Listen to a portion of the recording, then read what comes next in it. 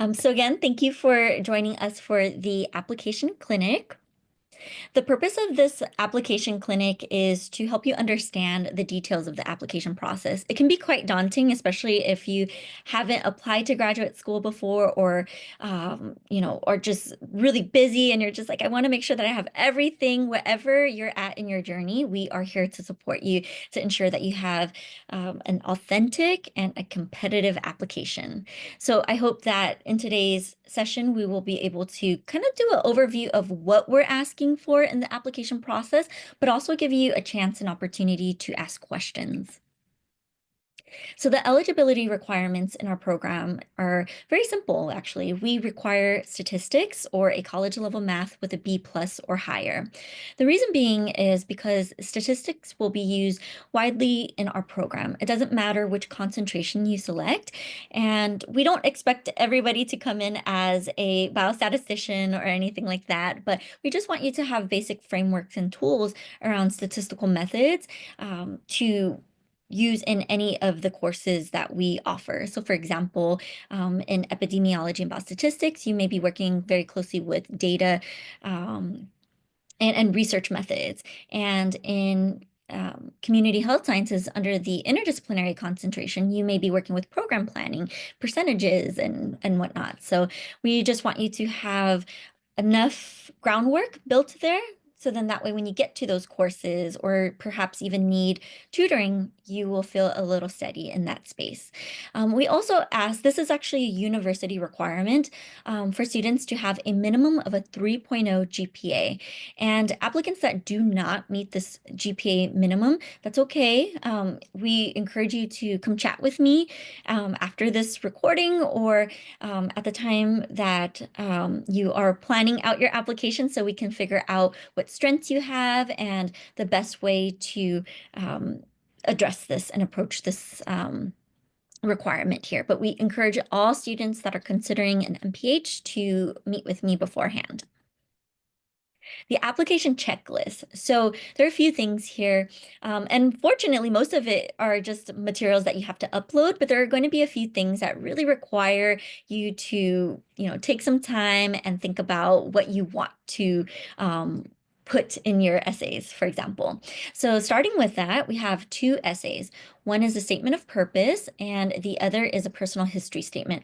Down the road in the workshop, I will be going into this a little bit more descriptively, but for the purpose of this checklist, I'll just continue on. We also require the advanced GPA calculation. So this is very specific to our institution. We are asking the advanced calculation from US or Canadian applicants that use the American grading scale. And that pretty much is unique to our program. So again, go through this down the road. 3 letters of recommendation. This can be academic or professional. And if you've been out of school for quite some time, it can be all professional. We also require transcripts, which may be unofficial electronic transcripts that can be self-uploaded by you for all college level coursework. So for all the colleges you've attended, we will need an individual copy. International transcripts should include transcripts, the original transcripts, degrees, certificates, and in some cases, translated copies. WES ICAP are acceptable for application purposes as well. We also need your most updated resume or CV and a non-refundable application fee. It's $135 for US or permanent residents and $155 for international applicants. And if necessary, meaning if you have completed your program outside of the US where the national language is not English, you may likely need to take a TOEFL or an IELTS, which is an English proficiency exam. If so, the TOEFL is the school code 4833. The IELTS will not have one. And it's optional, the GRE exam. So if you do decide to take that, the school code is also 4833.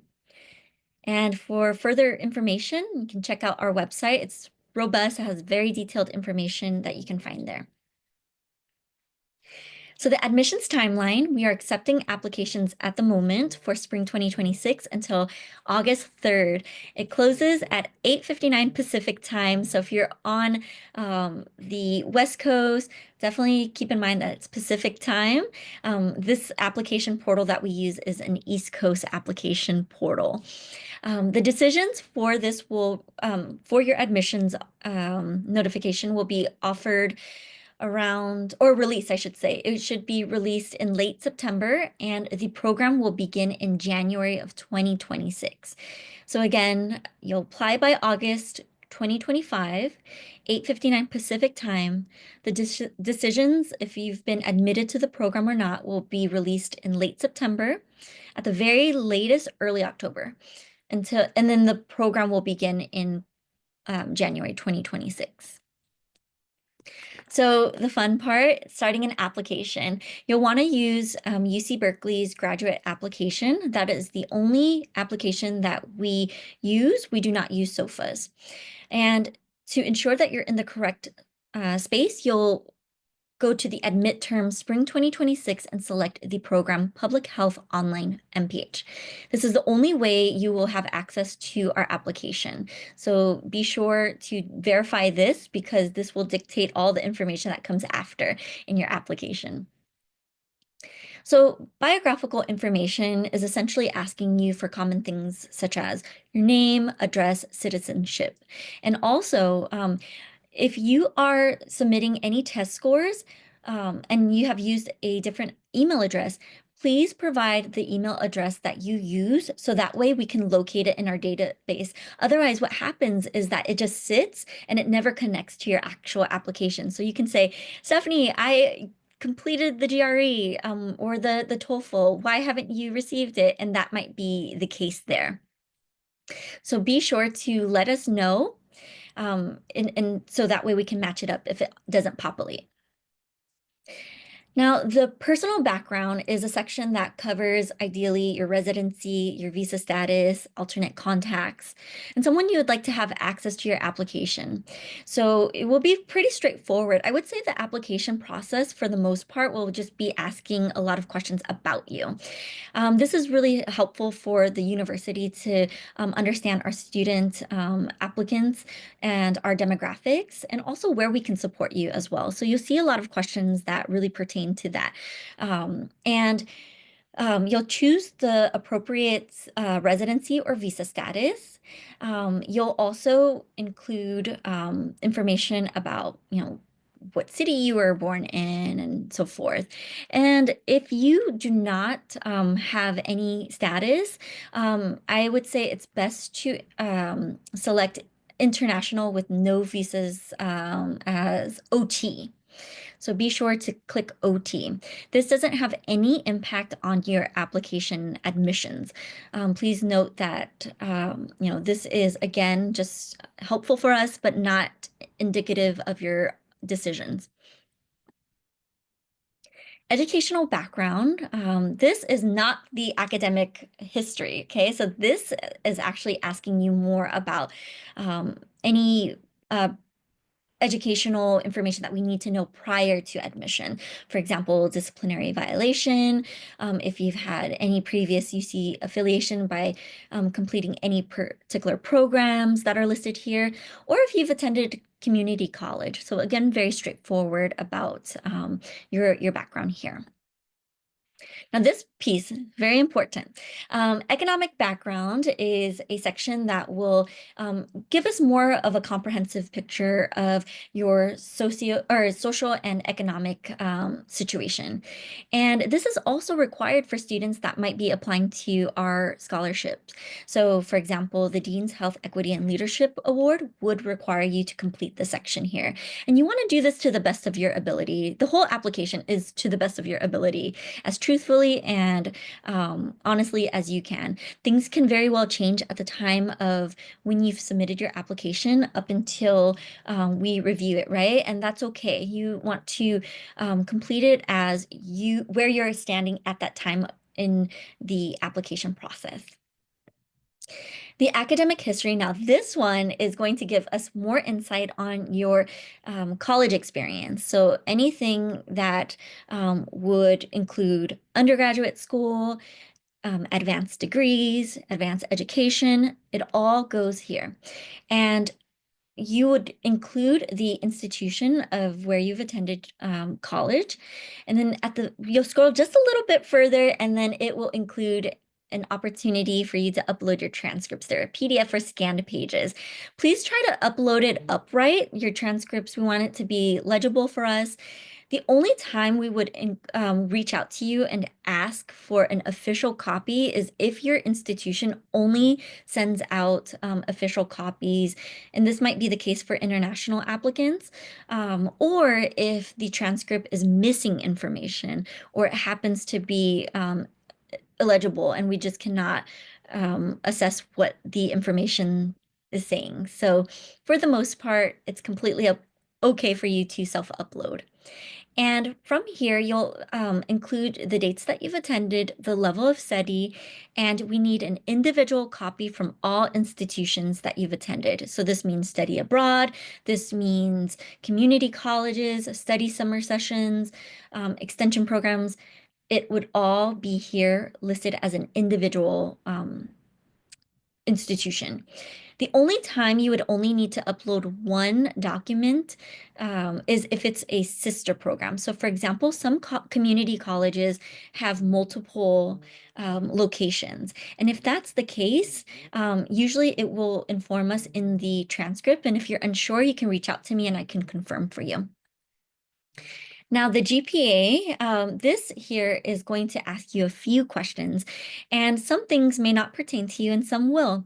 So the cumulative undergraduate GPA will be on your transcript and literally say cumulative overall. So that might be listed at the top of your transcript, or it may be at the very, very bottom at the end of the transcript. And that it's kind of like a plug and play. You just take that transcript, plug it into that box there. Now, the advanced GPA requires a little bit of calculation. This is required for students to include any coursework taken after 2 years of enrollment in undergraduate school. So from if you started school in, let's say, fall of 2000, you would begin your advanced GPA calculation 2 years in. So that would be fall of 2002 until your end of undergraduate study. So when you received your bachelor's award. If you were maybe an applicant that took a lot of pauses or were not full-time, I would then recommend to include coursework closest to 60 units. So let's say you're at the 57 unit mark, then I would include any coursework from that time until the end of bachelor's study. So when you received your award. This can be a little tricky, so I advise you to just take a poke at it, put your transcripts in chronological order, and then start your calculation from, again, 2 years in or the 60 unit mark, depending on where you are, where you feel comfortable at. From there, if you're still like, I don't know what I'm doing, I'm not sure if this is correct, you can reach out to me via email, have your transcripts ready, so then that way I can confirm that you have all the information you need, and then we can work together on that. The courses for your major field of study will only include any courses from your major. So whatever you earned for your major is what will be there. And if you've attended undergraduate school and had two majors where you had two different bachelors, I would go with the first bachelor's to include there. But we're really just, the most important piece is this here, the advanced GPA. That is actually what sets the university minimum GPA requirement, the 3.0. And again, if you fall short of that, that's okay. We still encourage you to apply. And then if your intended field of study was not your major for your undergraduate degree, please calculate the GPA for courses listed in your transcripts. So essentially, if it wasn't public health, you would include it here. And then if you attended a master's program, a doctorate program, you would include it here. For all international students that did not use an American grading system or scale, you can leave this blank or put INTL. There's actually going to be a section for you to include your information there. So that's okay if it is left blank. And as you can see here, you're going to see asterisks throughout the application. Those mean that they're mandatory, and all others are if it's applicable, usually if optional. But we highly encourage you to fill out as much as you can in the application process.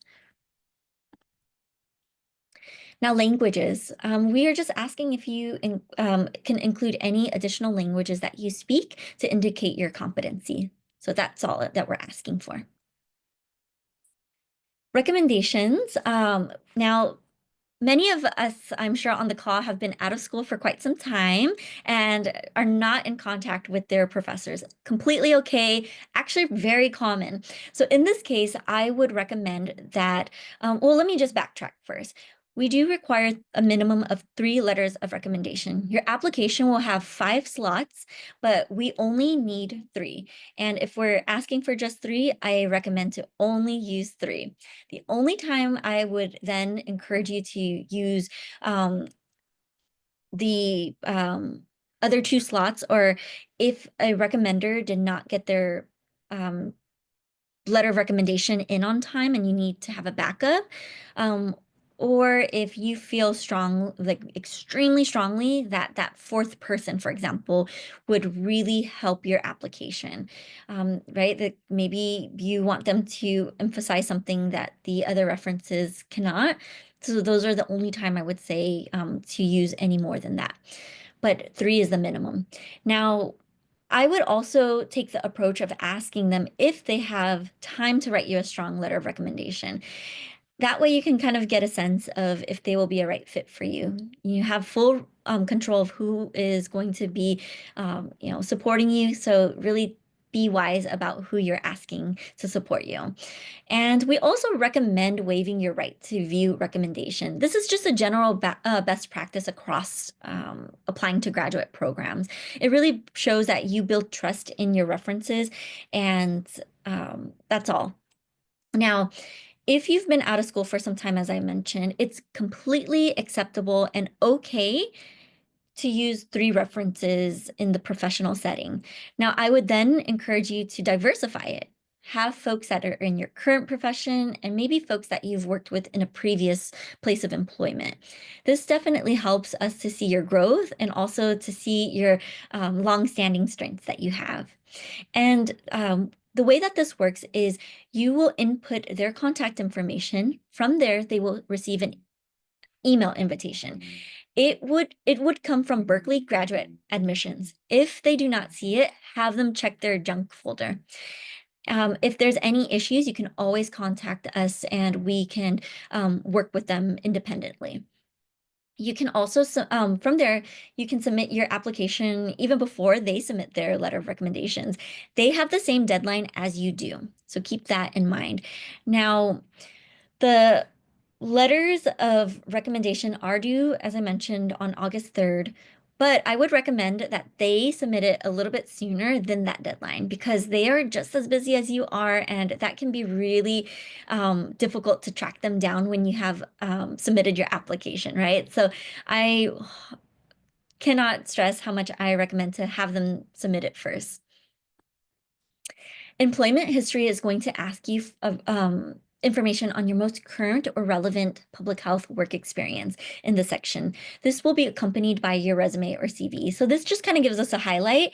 This allows us to see what type of work you're doing. It also helps the career and practicum leadership team.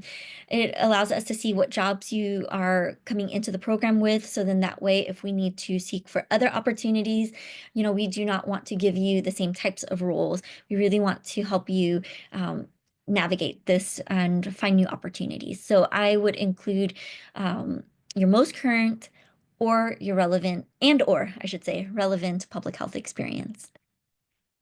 Statement of purpose. Now, this is going to be truly your bread and butter, this and the personal history statement. The reason being is because you have full writing control.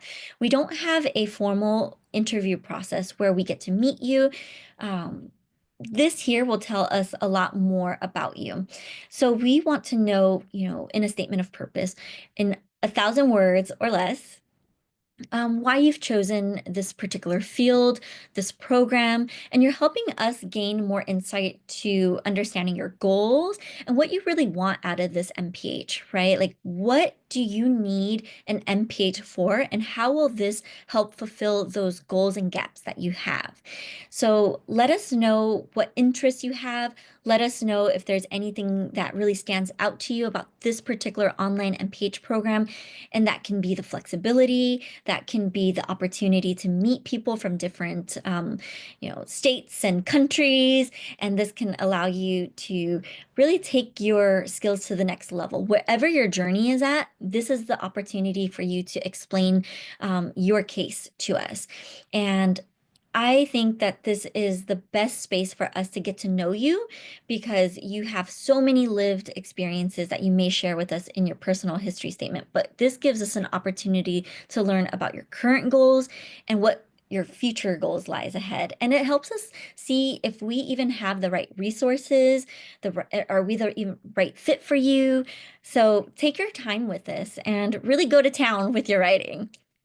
We also have some graduate writing workshops if you need to see examples of, approaches that students have taken in the past. Now, the personal history statement, I want to emphasize, you do not have to quote unquote trauma dump to gain admission to the program. You are allowed to speak wherever your journey takes you. If you want to keep the surface level and keep it more professional and tie that to your personal history statement, that's okay.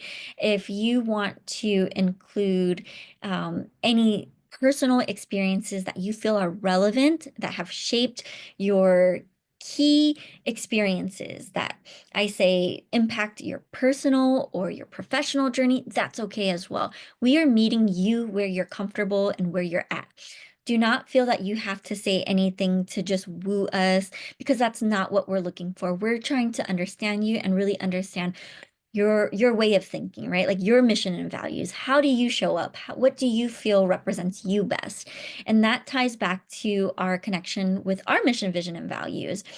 A lot of our students have very unique skills and experiences that have really driven them throughout their journey and that has led them up to this point of where they're at. So use this essay as a reflection. Think of it as a reflective opportunity to highlight anything that has motivated you throughout your life, that has really conveyed your preparation, your passion, your integrity, your maturity, your focus. This really will go hand in hand with this statement of purpose. So really take your time with it and use the approach that you feel comfortable with. I cannot stress that enough. I really value seeing essays that are very intentional. It allows us to kind of give some insight to what you're most proud of and what your journey looks like and what you've had to overcome. And it looks different for everybody. Also, if you have any questions at all, feel free to, if you can send it in the chat, or we will have a QA at the end as well. But aside from that, public health online programs. So this space here will be a section dedicated to selecting your concentration. So that primary research interest study emphasis will have the 4 options that we have in our program. Resume or CV will include your most updated resume or CV. Community and volunteer service is an opportunity for you to highlight. You can keep it in resume form if it's easiest for you to denote, what you've done. That can be in this section as well. You can also keep it in your resume, but this is just an opportunity for you to expand anything that may not have really been expanded in the resume or CV.